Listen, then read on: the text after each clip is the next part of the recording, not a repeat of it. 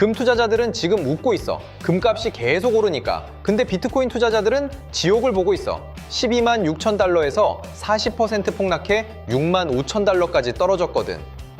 근데 뭔가 이상하지 않아? 비트코인이 디지털 금이라고 했잖아. 위기 때 자산을 지켜주는 게 금인데 정작 금은 올라가고 비트코인만 추락했단 말이야. 마이클 버리도 경고했어. 역겨운 시나리오가 온다고. 그게 지금인 거지. 이게 단순한 폭락일까? 아니면 비트코인이 더 이상 디지털 금이 아니라는 신호일까? 영상을 끝까지 봐봐. 머니불 구독, 좋아요, 알림 설정까지 부탁해. 이제 비트코인이 왜 이렇게 무너졌는지 첫 번째 이유를 얘기해볼게. 바로 연준 의장 지명 때문이야. 트럼프 대통령이 지명한 케빈 워시라는 사람 알아? 이 사람이 차기 연준 의장이 될 예정이거든. 근데 이 사람이 정말 매파적인 인물이야. 금리는 더 올려야 한다. 달러는 강해져야 한다. 이런 입장이야. 투자자들 입장에선 이게 무슨 신호냐면 위험자산 회피해야 한다는 거야. 생각해봐.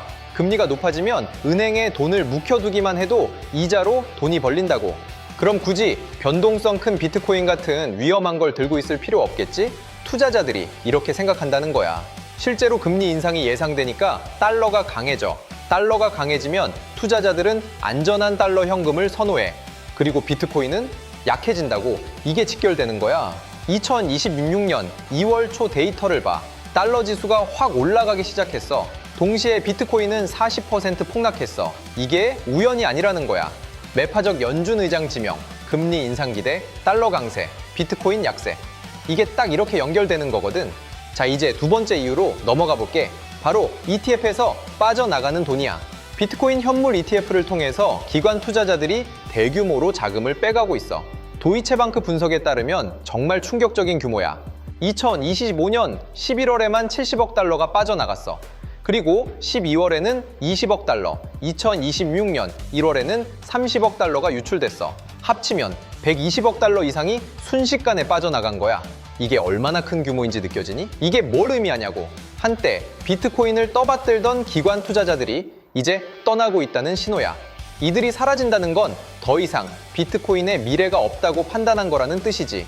그리고 여기서 중요한 게 있어. 기관이 떠나는 게 끝이 아니야. 기관이 떠난다는 뉴스를 본 개인 투자자들이 공포심에 빠져서 일제히 팔기 시작해.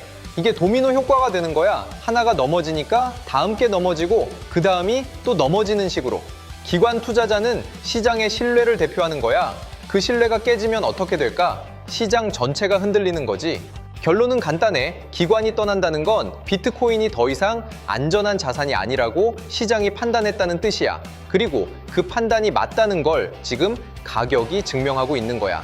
지금부터 진짜 무서운 얘기 시작할 거야. 바로 레버리지 포지션 청산인데 이게 뭔지 알아야 해. 레버리지 거래가 뭐냐고? 쉽게 말해서 빌린 돈으로 투자하는 거야. 예를 들어 너한테 100만 원만 있는데 거래소에서 400만 원을 빌려줘. 그럼 500만 원으로 비트코인을 사는 거지. 5배 레버리지라고 부르는 거야. 이게 좋을 때는 진짜 좋아. 비트코인이 10% 올라가면 너한테는 50% 수익이 되는 거지. 맛있지? 근데 반대로 생각해봐. 10% 떨어지면 너한테는 50% 손실이야.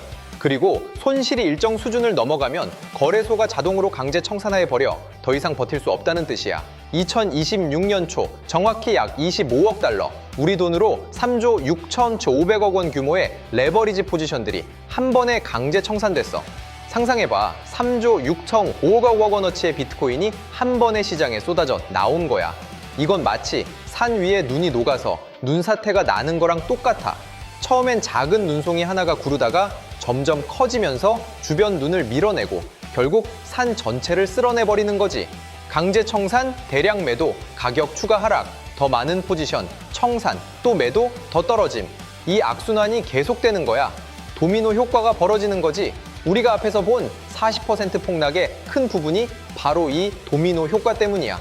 그리고 문제는 암호화폐 시장이 이 레버리지에 중독돼 있다는 거야. 이제 이해가 가지? 비트코인 폭락은 단순한 시장 조정이 아니라 구조적으로 위험한 거래 방식이 터져 나온 거야. 그리고 이게 몇 번이고 반복될 수 있다는 거야. 진짜 지옥 같은 상황인 거 맞지?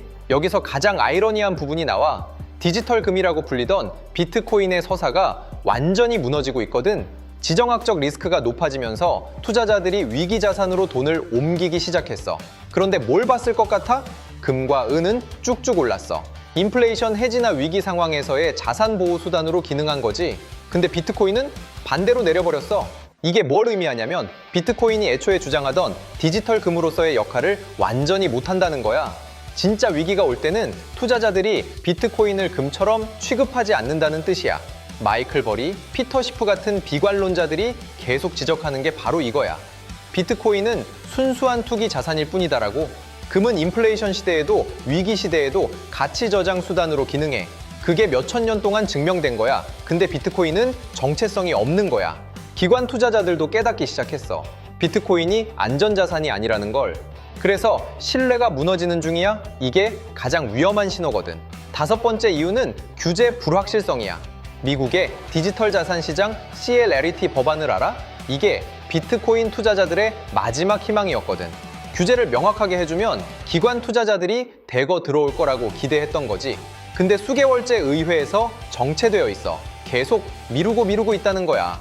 그러니까 투자자들의 희망이 꺾였지. 아, 규제 명확화는 당분간 안 되겠네. 이렇게 깨달은 거야. 그리고 또 다른 문제가 터졌어. 나스닥 기술주들이 일제히 약세를 보이기 시작한 거야. 인플레이션 우려, 금리 인상 신호, 이런 게 자극했거든. 그러면 비트코인 같은 위험 자산들도 함께 추락해. 왜냐면 비트코인은 기술주와 물린 수익으로 운영되는 펀드들이 많아. 어떤 펀드가 나스닥 기술주로 손실을 봤어. 그러면 리스크를 줄이려고 비트코인 같은 고위험 자산부터 팔아버리는 거지. 더 심했던 건 홍콩의 대형 헤지펀드들이야. 이들이 갑자기 대규모 매도 포지션을 잡았어. 이건 정말 악의적인 포지셔닝이거든. 가격을 낮춰서 자신들의 포지션으로 수익 보려는 움직임이야. 규제 명확화는 안 되고 기술주들은 함께 추락하고 헤지펀드들의 매도 물량까지 나타났어. 그러니까 투자자들이 얼마나 흔들렸을까? 우리가 뭘 기대하며 여기 있는 거야? 이런 심정이 되는 거지. 긍정적인 신호가 모두 꺼져버렸거든. 규제 명확화도 없고 기술 발전의 시장 수혜도 보이지 않고 그냥 가격만 떨어져. 이래서 비트코인은 40% 폭락할 수밖에 없었던 거야. 지금 이 순간이 정말 중요해. 비트코인 시장에서 승자와 패자가 결정되거든. 승자들은 뭘 하고 있을까? 먼저 손절 기준을 미리 정해뒀어. 여기까지 떨어지면 손절한다는 명확한 라인을 그었다는 거지. 그리고 레버리지는 절대 안 써. 여유 자금으로만 투자하고 있어. 생활비는 건드리지 않았다고. 가장 중요한 건 기관 투자자들의 움직임을 계속 모니터링하고 있다는 거야. 거시경제 지표도 챙기면서 시장의 방향을 읽으려고 노력하고 있어. 반대로 패자들은 손절이 없어. 그냥 회복될 때까지 버티려고만 해 착해. 레버리지로 수익을 극대화하려다가 마진콜을 맞은 사람들도 많아. 생활자금까지 투입했던 사람들이지. 가장 위험한 건 근거 없는 믿음이야. 반드시 올라갈 거야 라는 감정만으로 버티는 거. 이건 투자가 아니라 도박이거든. 여기서 정말 중요한 신호가 있어. 마이클 버리가 경고했던 거 기억나? 비트코인이 5만 달러 아래로 떨어지면 채굴 기업들이 줄도산한다고. 지금 6만 5천 달러대인데 이게 얼마나 위험한 수준인지 알겠지? 결국 지금의 선택이 앞으로의 운명을 결정해. 명확한 기준을 세우고 움직이는 사람과 그렇지 못한 사람, 그 차이가 크게 벌어질 거야. 지금부터 비트코인의 미래를 세 가지 시나리오로 본들이랑 분석해보자. 먼저 약세 시나리오야. 40% 확률로 비트코인이 추가로 40% 더 떨어져서 5만 달러대까지 내려갈 수 있어. 이렇게 되면 채굴 기업들이 대규모 부도를 맞을 수도 있고 시장의 신뢰도는 바닥이 될 거야. 다음은 보합 시나리오야. 35% 확률이고 현재 6만 1,700만 달러대에서 장기간 옆으로 누우면서 움직이는 거지.